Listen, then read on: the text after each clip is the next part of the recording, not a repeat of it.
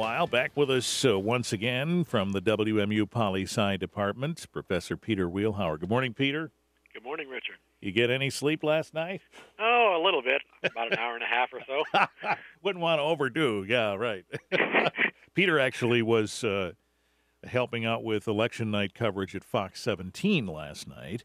Right. And has been kind enough to join us early here in the morning as well. And you spent, I don't think you went right to bed because you spent some time trying to figure out what went on because, you know, by some estimations, this was not what was going to happen.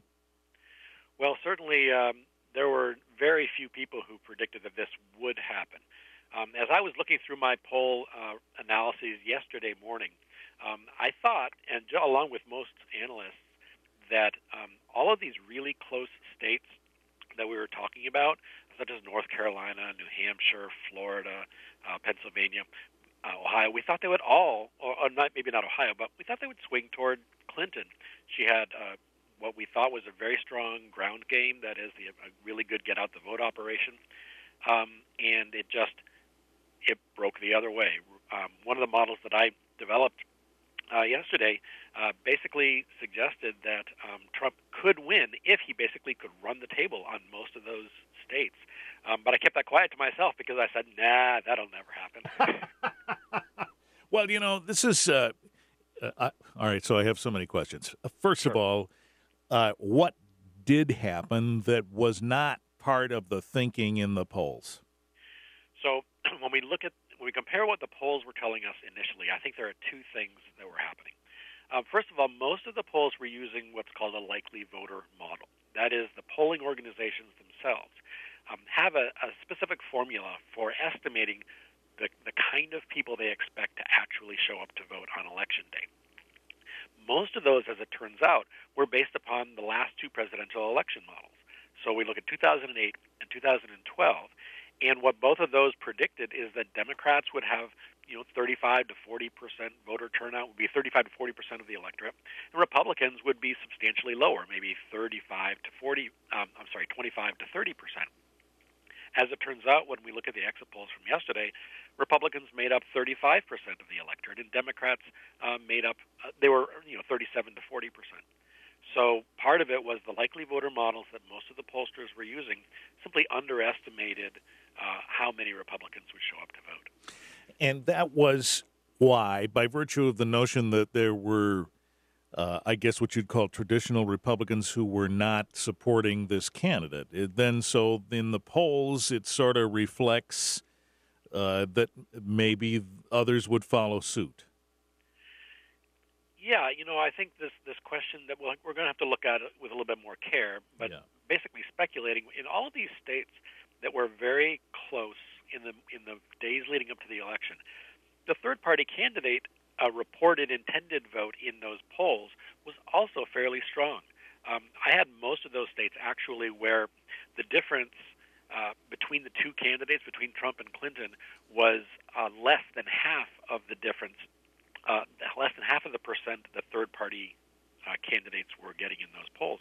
So I think that there's something about those third-party candidates that were drawing voters away, and there was really a mixed bag.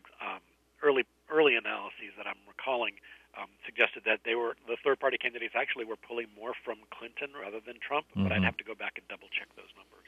All right, we're talking with Professor Peter Wielhouwer here, and in a minute we'll come back and talk about does this affect polls in the future at all, and we can certainly discuss the vulnerability therein. The effect of this a populist vote of sorts on these parties. Lots more questions to talk about. And this whole electoral system, we can talk about that too when we come back. We're here once again with Professor Peter Wielhouwer, WMU Poli-Sci Department. So this obviously, and we've seen this before, exploits the shortcomings of polls. Is this going to change how we do this? Well, I do think that people will revisit this. The idea of developing a likely voter model is an appropriate idea when you're dealing with kind of an unknown future event. It makes a lot of sense that the history is a good predictor of the future. What the history doesn't do a good job of predicting is big changes. And in this case, with this election, when we look at the number of people who actually were changing, it's still a really small percentage. It's not like so Michigan here is a good counterexample. In Michigan, all of the public polls were showing a 5 to 7% lead for Hillary Clinton, and yet right now we're virtually at a tie. We still don't have actually a result here in Michigan, and that did not require 10% of the people to change their votes or to be truthful in their votes compared to lying to the polls or whatever. It just required a small percentage, 1% of Clinton supporters to stay home and 1% more of Trump supporters to bump up, and all of a sudden you're in virtually a tie. So most of these polls showed it to be very, very close, and just the slight difference in energy and anger and frustration on the Republican side, and especially concern over Supreme Court appointments and religious liberty among evangelical voters, that small increment pushes the vote in the different direction. So, what the polls can't predict is who's going to turn out. Right, and I study voter turnout, and we have really good models for predicting who's going to vote based on who has already voted in the past, based on history. And what we could not foresee is a little bit less excitement on the Democratic side than we expected, and a little bit more excitement on the Republican side. One of the things that we've learned in terms of analyzing politics is that negative emotions like anger and fear, they are much stronger mobilizers than love and compassion when it comes to politics. And in this case, when we look at the exit polls nationally, just these things that frustrate and that express frustration and anger among the public, they all broke toward Donald Trump. So why can't we have primaries and general elections based only on the total number of votes? Well, part of it is because of the nature of our political system. From the very beginning, our system was designed to not create a majoritarian public. That is, the system was never set up so that you count the number of votes and that's the person who finally gets elected. That was never intended to be the system. The framers of the Constitution, had grave misgivings about putting so much power in the hands of the public because they thought they were capricious and they would be susceptible to demagogues. Go figure. And and so they set up mediating institutions, some of which worked and some of which don't work, and we can argue about whether things like the Electoral College do what their founders intended it to do. But the system itself was set up to make sure that states got more attention than they otherwise would, because the concept of state residency and the interests of people living within a particular state, that was a really important concept at the founding, and I think it still matters a lot. I mean, we care a lot about what happens in Michigan, apart from what it means to be a Texan or a Floridian. So those kinds of state identities do matter. We're talking with Professor Peter Wielhouwer. We'll come back in a minute and talk about what this means for the makeup of the two parties here in what is what some are calling a populist vote here, a non-traditional candidate, etc. And we'll get to that in just a second. A few more minutes with Professor Peter Wielhouwer, Poli-Sci Department at WMU. So, Peter, in your view, what does this mean for the two parties? Here we have a non-traditional candidate. Many of the more mainstream members of his party did not support him. They were vocal about that. Others were trepidatious and then came through later. What does that mean in going forward? And secondly, in the Democrat Party, here we have a party that now won't be holding the White House or Congress. This is huge on both sides. Yeah, so I think that what we're seeing on the Republican side is the response to actually the Obama coalition of 2008 and 2012. President Obama was able to put together a really interesting coalition that took into account demographic changes in the country, the browning of America, more African Americans, more Latinos, the fact that the white population is declining as a proportion of the electorate, mobilizing young people to a greater extent than previous Democrats have been able to. I think what you see on with Donald Trump is a reaction to that. So the Republicans didn't really respond well in terms of the Obama coalition. What we see with Donald Trump is his ability to continue to mobilize older voters, whom he won. We continue to see him mobilizing and stimulating, even to a greater extent, surprisingly, white evangelical voters who voted for Trump at 81%, the largest breakout in many years. So I think you're seeing a response to that. And part of that is a reaction against perceived corruption, against the idea that the system is rigged. A lot of it has to do with perceptions of the economy. People who thought the economy, 2/3 of the voters thought the economy was in bad shape, and that they overwhelmingly voted for Donald Trump. And most of the voters, about a quarter of the electorate, thought their own personal finances were worse, and they overwhelmingly voted for Donald Trump. So in that sense, it's a traditional election in terms of economic evaluation. But his ability to mobilize certain components that really were in counterpoint to the Obama coalition is the story of this election. Mm-hmm. He won, losing the African American vote overwhelmingly by over 90%, by losing the Latino vote by at least 70 and 60 and maybe 70, and some polls are even saying by 80%. I think for the Republican Party that's not sustainable over the long term. But he still, he was able to pull that together.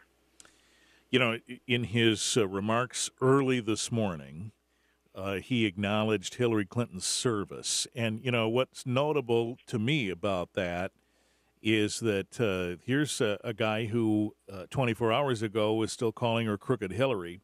And if you add into the mix here the notion that the American people were disgusted with this campaign, and everybody you talked to said, I can't wait, this is almost over. Right. Does this stimulate added frustration about campaigns? I mean, what I mean is when you're in the campaign, you say Crooked Hillary. After you win, you say, we appreciate her service. And mind you, I would imagine it would have been the same way the other way, too, if Hillary had been the president-elect. Does that seem reasonable that this is part of what undermines people's interest in participating in this process? I'm not sure that it undermines it. I think that most people thinking, if you ask them to think about it, at the end of an election, how do you want the winner to respond to the losing candidate or the losing party?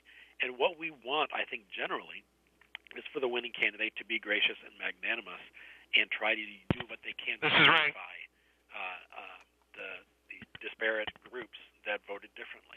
And I think, I thought that his acceptance speech or his accepting the concession speech last night was pretty magnanimous. I thought that he tried to say we need to grow this coalition. We need to be a big party of everybody. I want to be the president of everybody. And, I think that he treated her very nicely, which is what we want, right? Because this is one of the things that has characterized American democracy is that over time, the loser graciously kind of goes away, and the winner graciously tries to not rub it in their face. Mm-hmm. Think about Al Gore after 2000, right? Even though he could have fought the results of the election even further, and in the end he said, what's better for the country is for me to accept these results and let the country move on. So how difficult will it be for President-elect Trump to do what he just said, a president for everybody, and pull everybody together? Yeah, I think that's going to be very difficult because his rhetoric was so divisive and so pointed, both in his speeches and in his tweets and in his campaign ads. Is so divisive. I think that he really has a significant uphill battle to convince all these other demographic groups, women, minorities, people who are seculars. I think he has a really an uphill battle to try to convince them that he is going to be their president as well. What if Hillary and Bernie say it too? Well, I think that the expectation is that Hillary will say that, and because I think that's what she would have hoped that he would say had he lost. Mm-hmm. I think that's part of the bargain when you run for office in America is, for the most part, you accept the results of the vote, and and you are gracious about it, because that's the nature of living in a democracy, right? Is that you peacefully, go by the wayside when you lose, and that's what makes it possible for a system like ours to function over the long haul. All right. And before you go, what do you think we're going to hear in the next 24 hours now? I think, first of all, a lot of these disputed states or undecided states will be resolved. So Michigan will be resolved, Minnesota, New Hampshire, Arizona, these states that are still up in the air, they'll be resolved. I think that it's going to take, over the next few weeks, we'll start to see what kind of a transition team Trump has built, and his cabinet will start to take shape. I just saw in the news this morning that President Obama has invited Mr. Trump to the White House, and that's an important part of the transition of power. That the president who said that this man is uniquely unqualified to be president, right, the morning after an election like this, says, "Come to the White House. You won," because now we have to work on making sure that this works in a peaceful way. We don't appreciate that as much as we ought to. That when this happened first in 1800, when one political party voluntarily gave up power to another political party, it was one of the first times in recorded human history that had actually taken place, and it continues to be the model that we see today. And President Obama is a great example of this morning. All right, Peter Wielhouwer, we won't bother you the rest of the day so you can take a nap. I have 3 classes to teach. Well, we knew we weren't. I had a feeling you were going to say that. We knew we weren't the only thing in your life. Thank you very much. Take care. Peter Wielhouwer, professor of political science, Western Michigan University.